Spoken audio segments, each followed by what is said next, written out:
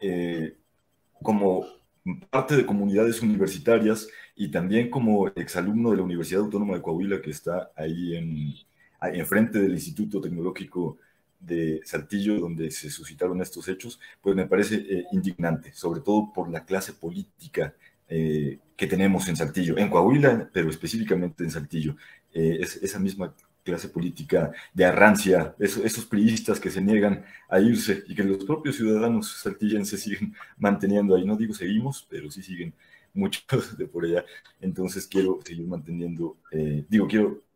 aprovechar para expresar mi inconformidad por eso que está sucediendo. Y bueno, por otro lado, me gustaría hablar en esta ocasión sobre un tema que ocurrió la semana pasada, que tiene que ver con la ley Ingrid, y hacer algunas reflexiones sobre el futuro de la prensa amarillista, la prensa sensacionalista o prensa tabloide, como comúnmente se le conoce. Porque esto es un tema que atañe directamente tanto a periodistas como a medios de comunicación por la vía legal. Y quiero preguntarme entonces, ¿cuál va a ser el futuro? ¿Cuál va a ser el destino de la prensa sensacionalista en México? Me permito entonces referirme a la ley Ingrid, que bien puede pensarse que ha llegado tarde, quizá demasiado tarde, después de muchas décadas en las que la prensa amarillista se ha llenado los bolsillos de dinero a costa del morbo y de los hechos que aquejan a nuestra sociedad ya de por sí violentada. Sin embargo, considero que estamos ante una oportunidad para cambiar la dirección del periodismo policíaco, ese llamado también de nota roja, en el que las narrativas sean constructivas para el entendimiento de los fenómenos sociales, más allá de la justificación sobre la objetividad, la narración de los hechos, el distanciamiento con el que se nos ha hecho creer que es la única forma en la que debe funcionar el buen periodismo. Ante esto, se le suma el discurso de las salas de prensa que argumentan que la nota roja es la de mayores ventas, la que la audiencia busca y la que incluye los temas de los que la audiencia quiere enterarse, además de ser la que más tráfico genera en las redes sociales y en los sitios de Internet. Pues bien, la semana pasada fue aprobada en el Senado de la República una reforma al artículo 225 del Código Penal Federal en la que se castiga la exhibición de cuerpos de mujeres, adolescentes e infantes que hayan sido víctimas de violencia. Cabe destacar que esta iniciativa de reforma fue aprobada 18 meses después de haber sido turnada para su revisión y aprobación en la Cámara de Diputados desde marzo de 2022. En esta ley se establece una sentencia de 6 a 12 años de prisión para periodistas, youtubers, presentadores de noticias, representantes de medios de comunicación y cualquier persona que difunda este tipo de imágenes a través de cualquier medio o plataforma. Mientras que a las personas servidoras públicas que lo hagan se les pondrá una mínima de 8 y una máxima de 18 años de cárcel. La difusión incluye sanciones por compartir cualquier tipo de material audiovisual, es decir, imágenes, audios o cualquier tipo de información que siga en las carpetas de investigación. Además, las penas podrían ser duplicadas si las imágenes son difundidas en Internet. Esto para los casos de los servidores públicos como de la gente que se dedica al periodismo o a difundir información a través de las redes. El mes pasado, cuando hablamos sobre los jóvenes desaparecidos de Lagos de Moreno, muchos nos mostramos indignados ante la actitud irresponsable de algunos periodistas y medios de comunicación que difundieron imágenes violentas en donde supuestamente aparecían los jóvenes. A muchos nos hizo pensar que todos estos años en los que hemos estado expuestos a la violencia en México no han servido para que el periodismo pueda preservar el respeto a la dignidad de las personas, a las víctimas, a sus familiares y a la audiencia en lo general. El feminicidio de Ingrid Escamilla quizás es el ejemplo más indignante que hemos presenciado en los últimos años, no solo por la violencia ejercida en su contra en un país con casi 20,000 feminicidios desde 2018, de acuerdo con cifras oficiales, sino también por la falta de responsabilidad de los medios de comunicación para el tratamiento de este caso o de este tipo de casos en lo general.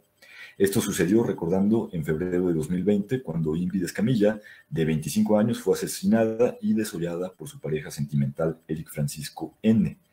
Las fotografías del crimen fueron exhibidas en las redes sociales y en los medios de comunicación tras ser filtradas por las mismas autoridades en la Ciudad de México. El actuar de la prensa tabloide fue cuestionada incisivamente por la sociedad, que ya de por sí está muy lastimada y estaba lastimada por la atrocidad de ese feminicidio. Me gustaría comprender por qué la audiencia busca este tipo de información. Y de acuerdo con los investigadores Elizabeth Beard y Colin Sparks, la razón o una de las razones puede estar en que estos espacios, este tipo de prensa,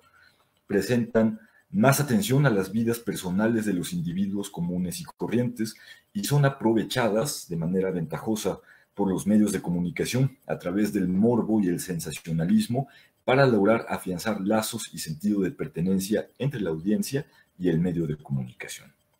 Lo cierto es que el periodismo policíaco, que utiliza esas narrativas de familiaridad, ha abusado de los recursos estilísticos, rayando en lo grotesco, en lo absurdo, en la violencia, en el morbo y en los estereotipos de género.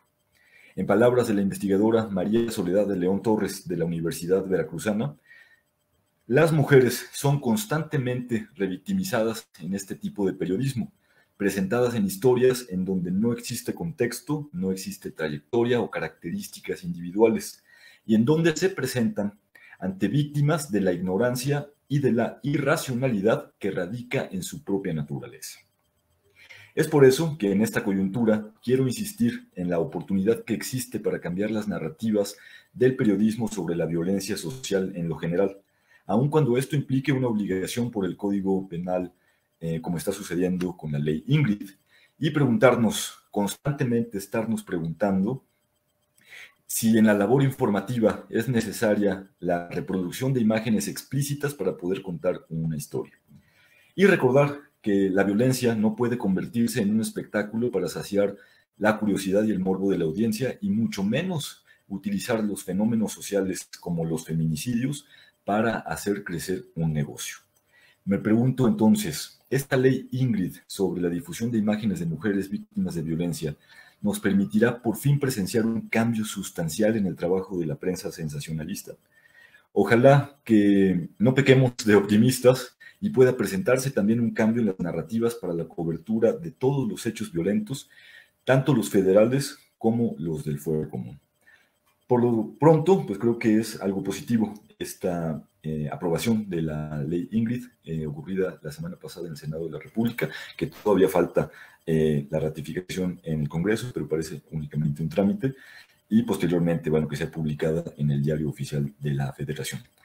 Al menos ya los medios de comunicación, que es lo que nos atañe en estos espacios, medios de comunicación y periodistas ya van a estar, digamos que, atados, al menos desde la vía legal, para evitar difundir este tipo de imágenes explícitas, ¿no?, que siguen revictimizando en un país o en un contexto que de por sí ya es muy violento.